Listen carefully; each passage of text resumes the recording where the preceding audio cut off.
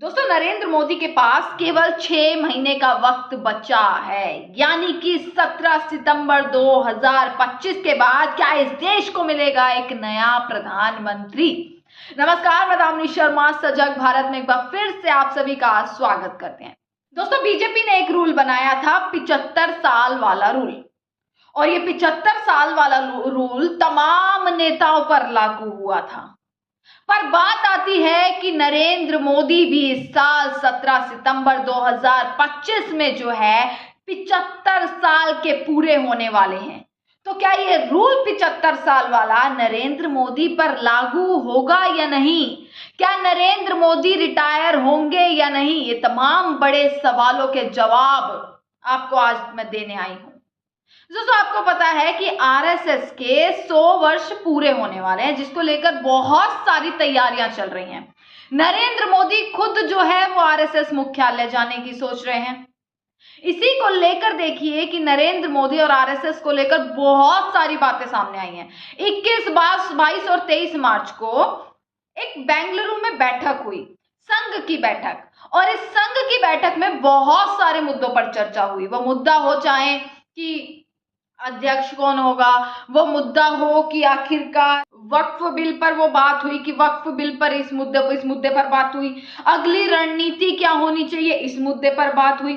और इस संघ की मीटिंग में ये भी बात हुई कि आखिरकार नरेंद्र मोदी का अगला विकल्प कौन होना चाहिए। ये भी इस मीटिंग में बात हुई। और आगे जो मीटिंग होने वाली है, चाहे वो आरएसएस और खुद नरेंद्र मोदी की हो या आरएसएस की और भी तमाम मीटिंग, संघ की और मीटिंग, उसमें भी ये चर्चा होगी कि आरएसएस क्या सोचती है कि नरेंद्र मोदी का अगला विकल्प क्या होना चाहिए।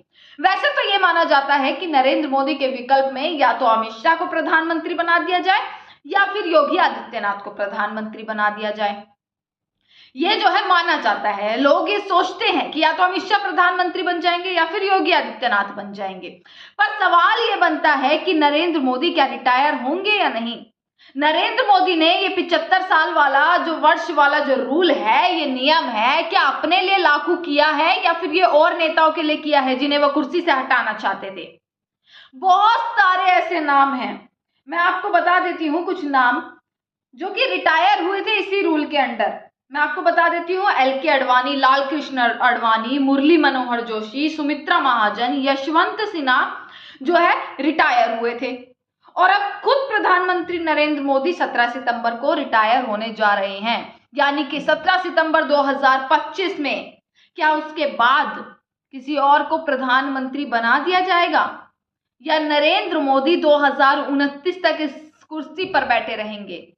जिस कुर्सी के लालच में इतने तमाम झूठ बोल देते हैं, जिस कुर्सी के लालच में इतनी सारी चीजें कर देते हैं, क्या उसी कुर्सी के लालच में ये रूल अपने लिए, ये नियम अपने लिए लागू करेंगे या फिर ये नियम दूसरों के लिए ही है? क्या वो हटेंगे कुर्सी से या नहीं हटेंगे? दोस्तों, अमित शाह का एक भाषण जो है वो लगातार इस चीज पर वायरल हो रहा है। 75 साल वाली जो उन्होंने बात कही थी, ये उनका भाषण वायरल तो हो रहा है। 2019 के कैंपेन में अमित शाह ने ये चीज कही थी कि 75 साल से ऊपर किसी को भी टिकट नहीं दी जाएगी। ये हमारी पार्टी का फैसला है, ये हमारी पार्टी का डिसीजन है। और ये डिसीजन और भी नेताओं पर लागू हुआ था। आनंदीबेन पटेल जो थी, जो गुजरात की चीफ मिनिस्टर थी, 2016 में उन्होंने अपनी बहुत ऊंचे पद से रिजाइन दिया था, क्योंकि वो भी 75 साल की पूरी हो गई थी, तो उन्होंने भी रिजाइन दिया था। अडवाणी जी हो और तमाम बड़े बड़े नेता हो जिन्होंने रिजाइन दिया। पर सवाल उठता है, क्या ये नियम, क्या नरेंद्र मोदी अपनी रिटायरमेंट लेंगे या फिर इस कुर्सी पर बैठे ही रहेंगे? 2029 में भी जाने का सोचा है या नहीं सोचा, ये इन पार्टी से पूछिए।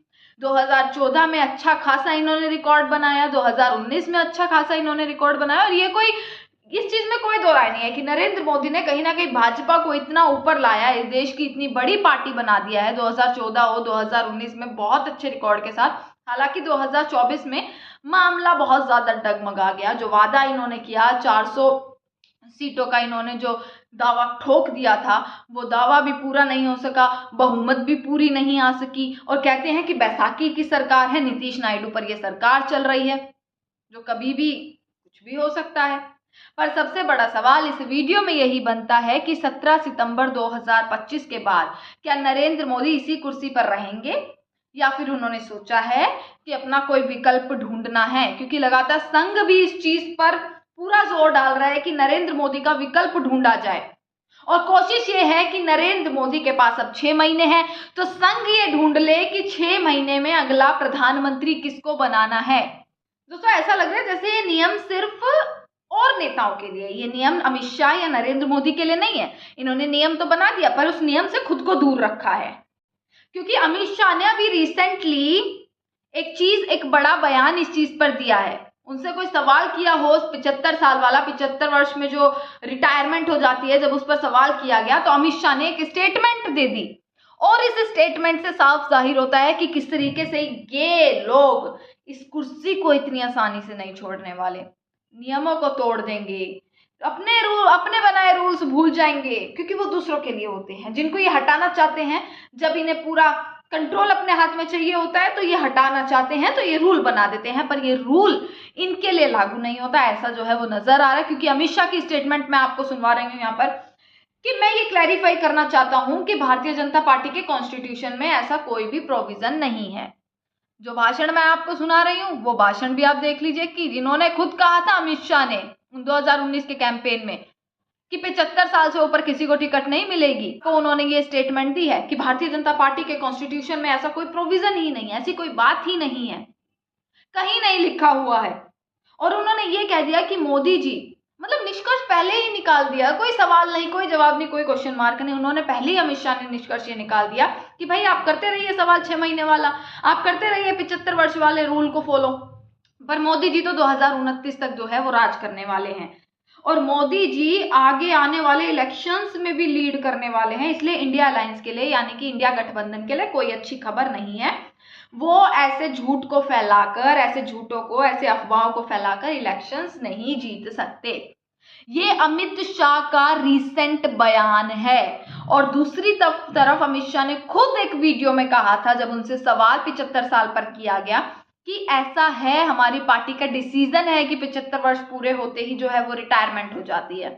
तो सवाल यही खड़ा हो जाता है कि अमित शाह इतना ओवर कॉन्फिडेंस है, अमित शाह इतना कॉन्फिडेंस बोल रहे हैं, इतने कॉन्फिडेंटली, कि भाई आगे भी, मतलब इन्होंने दूर तक अपनी नजर बिठा ली है कि हमारे लिए कोई रूल नहीं, हमारे लिए कोई नियम नहीं है, हम इस कुर्सी पर बैठेंगे चाहे वो जनता बिठाए या खुद से बैठे। ये लोग सोच चुके हैं, और ये अमित शाह क्लैरिफाई भी कर चुके हैं अपने इस स्टेटमेंट से कि ये रूल हमारे लिए नहीं है, हम नहीं करते हैं ये रूल फॉलो, हम सिर्फ रूल फॉलो करवाते हैं, हम रूल फॉलो नहीं करते।